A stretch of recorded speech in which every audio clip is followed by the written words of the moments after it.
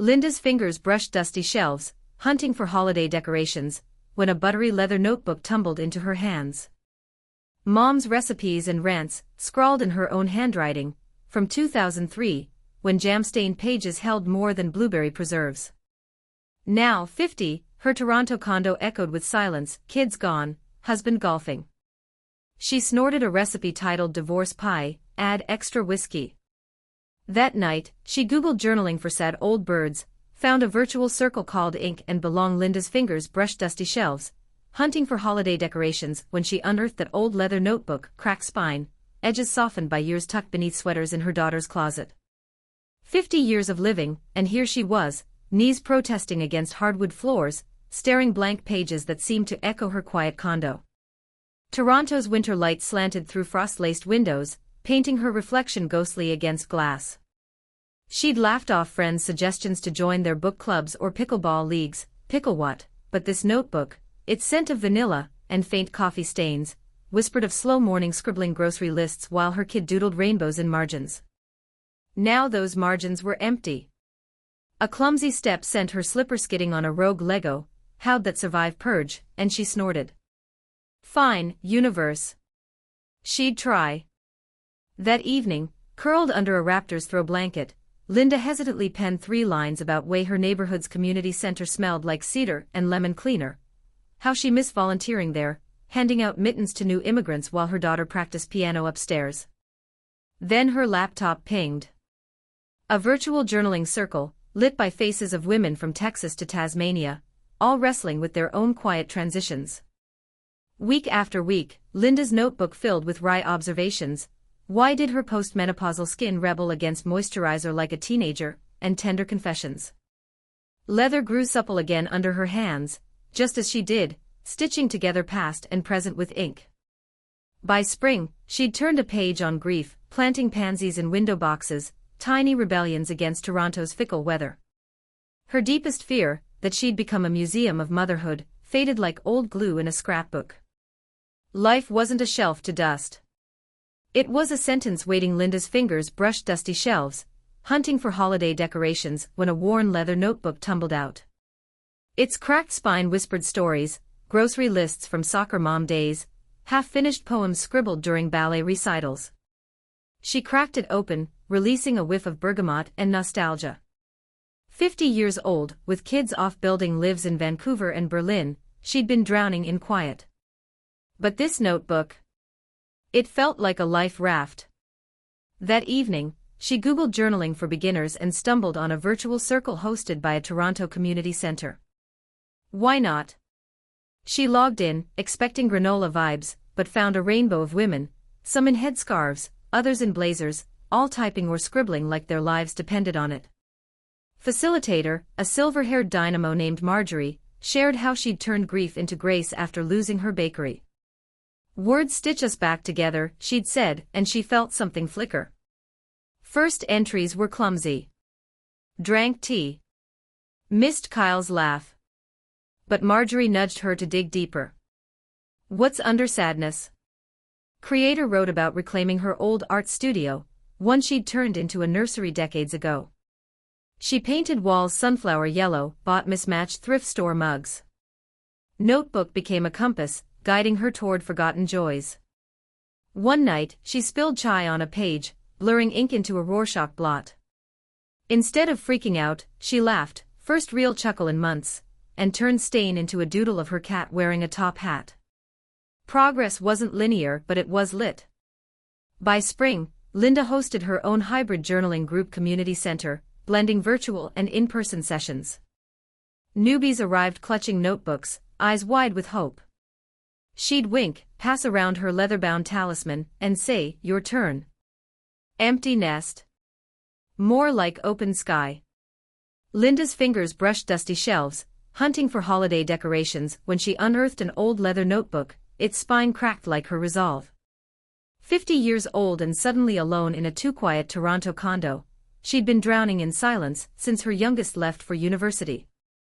Notebook smelled faintly of bergamot and poor decisions, like that time she'd tried online dating, and wound up with a man who collected garden gnomes ironically. She cracked it open. Blank pages stared back, mocking her. What would a middle-aged woman even write about?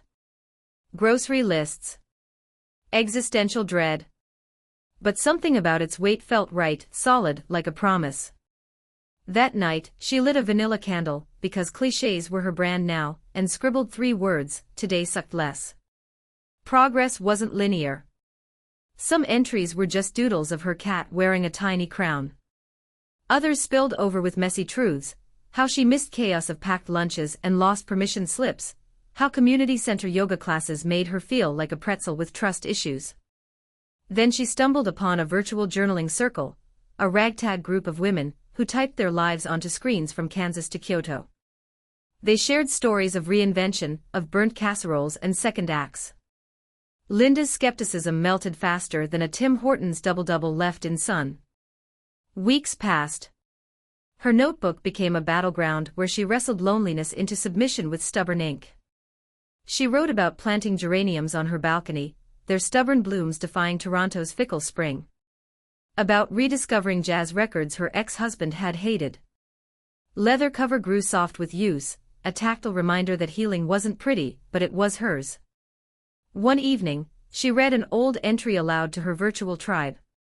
50 feels like someone else's sweater, she'd written. But maybe it just needs breaking in. Screen lit up with heart emojis and one glorious comment: "You're not filling empty space. You're making room." Linda laughed, wiping smudged mascara. Turns out, renewal wasn't about erasing past, just turning page. Linda's fingers brushed dusty shelves, hunting for holiday decorations when she unearthed that old leather notebook, smooth, cracked, smelling faintly of bergamot and regret. 50 years old, kids gone, house too quiet. What was left to fill pages with? Grocery lists. Doctor appointments. Then an idea hit, reckless as that time she'd dyed her hair purple on a whim. She'd write her way back to herself. Toronto's community center bulletin board offered salvation, virtual journaling circle newbies welcome. Creators scoffed. Her. Typing feelings into some glowing rectangle. No. But that notebook demanded ink. She signed up, then spent first session scribbling furiously while others pixelated on screen. One skeptic, a sharp-eyed woman named Marjorie, smirked. Fancy paper won't make you interesting. Linda's pen froze. Then she wrote harder. Weeks passed. Pages swelled with midnight musings, grocery store epiphanies, even a haiku about sidewalk gum. Marjorie's snark softened to curiosity. "What's lit in leather?" she finally asked. She just grinned. Then came gutsy move. Winterfest Center called for local art. She hesitated, then slapped her notebook open on display table, one page screaming in crimson Sharpie, "I spilled tea here. Also my heart." Crowds buzzed past pottery and photos until someone gasped. A teen pointed. "That's raw." Phones lifted. Flashbulbs popped. A post went viral, 50 years old queen turns journal into art. Feels. Marjorie elbowed through crowd, jaw slack. You made magic." Linda clutched her notebook, pulse wild. For once, silence didn't scare her. She'd written her own story, and damn if it wasn't just getting good. Linda's fingers brushed dusty shelves, hunting for holiday decorations when she unearthed that old leather notebook, cracked spine, pages blank as her empty house. 50 years old, kids gone, and suddenly Toronto winters felt longer than a CVS receipt. But that notebook. It whispered possibility. She started scribbling, grief, grocery lists, that weird habit of humming ABBA in elevators. Then she stumbled on a virtual journaling circle, a ragtag crew of women swapping stories like garage sale treasures. Mornings once spent staring silent hallways now sparked with shared epiphanies. Linda's entries grew bolder. "Today I danced in socks. Forgot how lit joy sounds when it's not drowned out by laundry." Soon, she guided others, her words a lighthouse for lost ships. Community centers invited her to lead workshops, strangers became pen pals. That leather notebook, once stiff with neglect, softened like well-worn jeans, its pages fat with life. One evening, she read aloud to her online tribe, "Empty nests aren't tombs, they're greenhouses. We're not done growing." Applause emojis flooded screen. Grab a pen, your story's next chapter starts now.